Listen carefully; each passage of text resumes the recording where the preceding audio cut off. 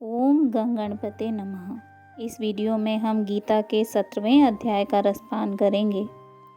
अर्जुन ने कहा, हे कृष्ण, जो मनुष्य शास्त्रों के विधान को त्याग कर पूर्ण श्रद्धा से युक्त होकर पूजा करते हैं, उनकी श्रद्धा सतोगुणी, रजोगुणी, तमोगुणी या अन्य किसी प्रकार की होती है। श्री कृष्ण भगवान ने कहा, शरीर धारण करने वाले सभी मनुष्यों की श्रद्धा प्रकृति गुणों के अनुसार सात्विक, राजसी और तामसी 3 प्रकार की ही होती है। अब इसके विषय में मुझसे सुनो। हे भरतवंशी, सभी मनुष्यों की श्रद्धा स्वभाव से उत्पन्न अर्जित गुणों के अनुसार विकसित होती है। यह मनुष्य श्रद्धा से युक्त है। जो जैसी श्रद्धा वाला होता है, वह स्वयं वैसा ही होता है। सात्विक गुणों से युक्त मनुष्य अन्य देवी देवताओं को पूजते हैं।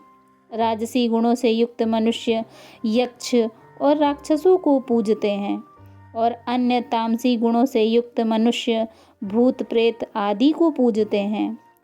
जो मनुष्य शास्त्रों के विधान के विरुद्ध अपनी कल्पना द्वारा व्रत धारण करके कठोर तपस्या करते हैं, ऐसे घमंडी मनुष्य कामनाओं, आसक्ति और बल के अहंकार से प्रेरित होते हैं।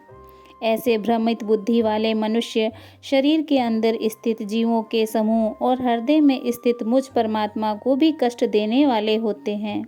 उन सभी अज्ञानियों को तुम निश्चित रूप से असुर समझो।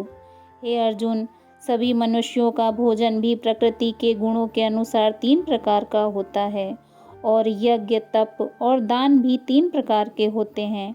इनके भेद को तुम मुझसे सुनो।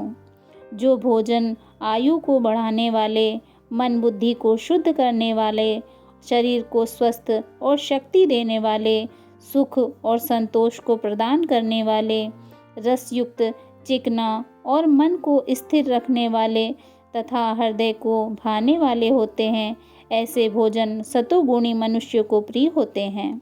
कड़वे, खट्टे, नमकीन, अत्यधिक गर्म, चटपटे, रूखे, जलन उत्पन्न करने वाले भोजन रजोगुणी मनुष्य को रुचिकर होते हैं, जो कि दुख, शोक तथा रोग उत्पन्न करने वाले होते हैं। जो भोजन अधिक समय का रखा हुआ, स्वादहीन, दुर्गंध युक्त, सड़ा हुआ, अन्य के द्वारा जूठा किया हुआ और अपवित्र होता है, वह भोजन तमोगुणी मनुष्यों को प्रिय होता है। जो यज्ञ बिना किसी फल की इच्छा से शास्त्रों के निर्देशानुसार किया जाता है और जो यज्ञ मन को स्थिर करके कर्तव्य समझकर किया जाता है, वह सात्विक यज्ञ होता है। परंतु हे भरत श्रेष्ठ, जो यज्ञ केवल फल की इच्छा के लिए अहंकार से युक्त होकर किया जाता है, उसको तुम राजसी यज्ञ समझो। जो यज्ञ शास्त्रों के निर्देशों के बिना, अन्न का वितरण किए बिना, वैदिक मंत्रों के उच्चारण के बिना, पुरोहितों को दक्षिणा दिए बिना और श्रद्धा के बिना किए जाते हैं, उन यज्ञ को तामसी यज्ञ माना जाता है। ईश्वर, ब्राह्मण, गुरु, माता पिता के समान पूजनीय व्यक्तियों का पूजन करना, आचरण की शुद्धता, मन की शुद्धता, इंद्रिय विषयों के प्रति अनासक्ति और मन, वाणी और शरीर से किसी को भी कष्ट न पहुँचाना शरीर संबंधी तप कहा जाता है।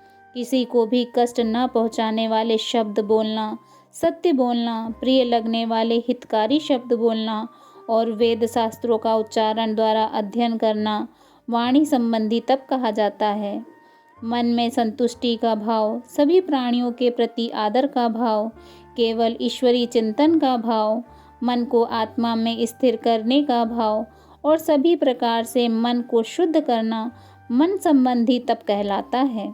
पूर्ण श्रद्धा से युक्त होकर मनुष्यों द्वारा बिना किसी फल की इच्छा से उपरोक्त 3 प्रकार से जो तप किया जाता है, उसे सात्विक अर्थात सतोगुणी तप कहा जाता है। जो तप आदर पाने की कामना से, सम्मान पाने की इच्छा से और पूजा कराने के लिए स्वयं को निश्चित रूप से कर्ता मानकर किया जाता है, उसे क्षणिक फल देने वाला राजसी अर्थात रजोगुणी तप कहा जाता है। जो तप मूर्खतावश अपने सुख के लिए, दूसरों को कष्ट पहुँचाने के लिए तथा दूसरों के विनाश की कामना से प्रयत्न पूर्वक किया जाता है, उसे तामसी अर्थात तमोगुणी तप कहा जाता है। जो दान कर्तव्य समझकर बिना किसी उपकार की भावना से उचित स्थान में उचित समय पर और योग्य व्यक्ति को दिया जाता है, उसे सात्विक अर्थात सतोगुणी दान कहा जाता है। किंतु जो दान बदले में कुछ पाने की भावना से अथवा किसी प्रकार के फल की कामना से और बिना इच्छा के दिया जाता है, उसे राजसी अर्थात रजोगुणी दान कहा जाता है।